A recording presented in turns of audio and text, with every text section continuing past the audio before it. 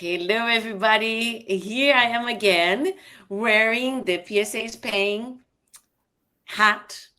And I have another guest with me today, which is my dear friend Josie Pont. And she's also part of the conference committee Mhm. for PSA, the Professional Speaker Association in Spain. We are together organizing this amazing to be conference that will happen in November 18th. You'll know more. But now I want to talk to share with you a little bit about Josie, what we learned from her.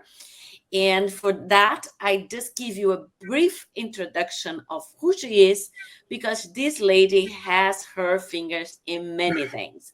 She is an educator, trainer, mentor, coach, speaker, and she is, as I said, part of the conference committee at PSA, Professional Speaker Association Spain, Mhm. and she's also professional women's development at the Metropolitan magazine in Barcelona, and a cultural director at the American Society in Barcelona. I wonder how do you find time to do all of this, Josie? Welcome.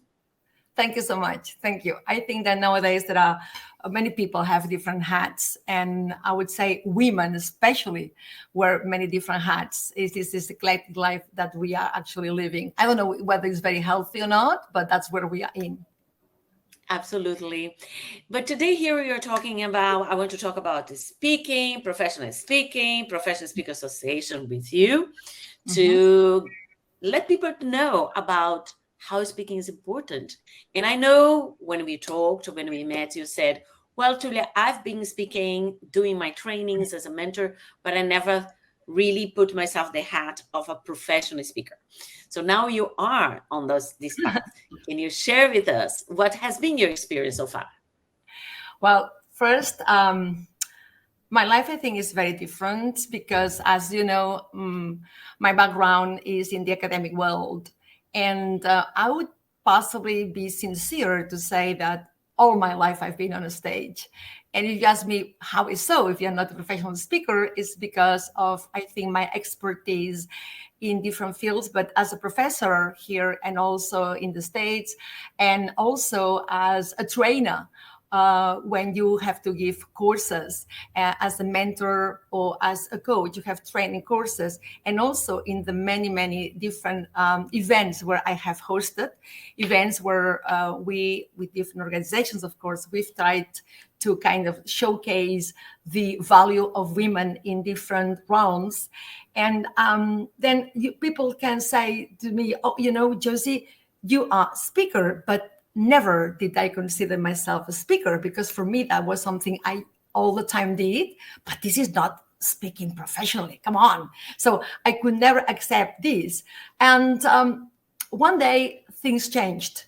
And I suppose that it was because of my exposure in all these many different things that people began to get to know me. And then all of a sudden I got telephone calls asking me whether I would be interested in giving speech by different organizations. And I was like, excuse me, me?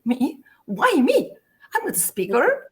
And they said, wait a minute, we've heard you speak well, you communicate well, you can entertain people. I thought, okay, that's me.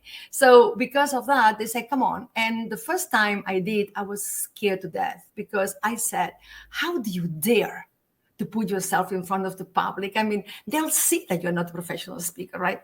So that is how I began this kind of totally unknown path. And all of a sudden, I've been speaking in different places. And that's why I decided, Josie, you have to become a professional speaker. Why? Because I have a mission. Very good. Very good. And this past week, I was interviewing, well, I don't say an interview. I was having a conversation Yeah. in the same space with Olga Gaidan, who is also Yes. part of a Professional Speaker Association in Spain. And she mentioned that she had a similar experience as yours. Yeah. And she said she never really have never put the hat before of a professional speaker before people told her but you were a professional speaker. And then she realized that for herself, a way of separating that would be, well, yes, I've been speaking in Mm, public, in mm, many events, in conference, trainings, etc. But once I am paid for it, then I'm definitely a professional speaker. So I think this can be also a differentiation because many yes. people are out there is speaking, giving presentations, but in a way, even if they're good on what they're doing, they are not using this as part of their Absolutely. careers or business professionally. Yes. And I think the step is to use this also Mhm. as an extra skill, an extra strategy to position our expertise and etc. And then you, Josie, as me and many more, joined the Professional Speaker Association in Spain. Yes. Why? Well, first of all, I would like to say, perhaps to share with you why I felt I wanted to become a professional speaker and change Mhm. from the world of the academia to another world. And it's because I said to you that I had a mission, and this is very close to my heart, who I am and how I feel. And this mission is for me to help women actually find their voices so they can Mhm. become the agents of change our society needs. This for me is a big thing. So I focus mainly on female entrepreneurship and female leadership. But what does it mean? It means that to be a leader, have to know how to lead yourself, and this implies how you know yourself, self-knowledge. So for me, what I wanted to achieve and I wanted to convey is out of this self-knowledge, how we can learn to actually connect with our values and how we can learn to discover our vision, mission, and achieve our mission. So I was very much into this process of what I can achieve if you're only giving courses and training, and what can be achieved if you have a mission and you can be on a stage kind of sharing all of this. For me, this is the why, the reason Mm. why I have chosen the path. Whether I'm going to be good or not, something to be seen. But that was my motto, so to speak. So that's one thing. Now you asked me why I chose the beautiful SPA Spain. Is that what you asked me? Okay. Once I decided I actually was going to be a professional speaker, I panicked. I said, "You cannot. You don't know. You don't know. You cannot." And people said to me, "Don't be silly, because you already are giving speeches." And I said, "No, no, no, no, no. This is not the same." And I remember being at San Diego State when I was living and teaching there, and attending, I would say, a conference every single day. And it was then more than ever when I realized what it is to be a good or a bad speaker, what it is to speak and what it is to communicate. I realized the difference between speaking and being a professional speaker, because it's very important. And I said, but why? Don't they know the content? Yes, they do. Don't they speak English clearly? Yes, they do. So what's the problem? So the problem was how things were organized. The problem was delivery. The problem was they were boring to death. So for me, to give a speech is not only to have a good planned content, is to be able to deliver something that people remember, people can learn something from, people can have fun, depending on what your objective is. And to be able to craft a narrative which is appropriate to every single context, considering who the audience is, what the effect you want to obtain. For me, I'm talking about professionally speaking, this is a target not that easily achieved. That's what I thought. Then I thought, okay, Josie, okay, obviously you know a little bit, you know the basics, right? You teach this in your courses. You teach how to give a speech. But what is the basics that many people know? Okay, the basics are possibly how to organize the content, how the brain works. So, to make, for people to remember the beginning or the end, paralinguistic items. You have to remember what about the body language. Don't forget the humor, and don't forget the importance of storytelling. Okay, you know the basics. But something very different is to be able to perform using all these items in Information a and way knowledge. is effective. Like know how and then the skills to carry them out, right? So this is very Yeah. different. And then when I thought, okay, you actually need a lot of input.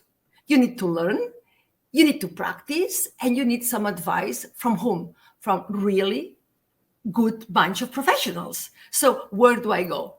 And I was looking and looking and looking, and people said to me, PSA Spain.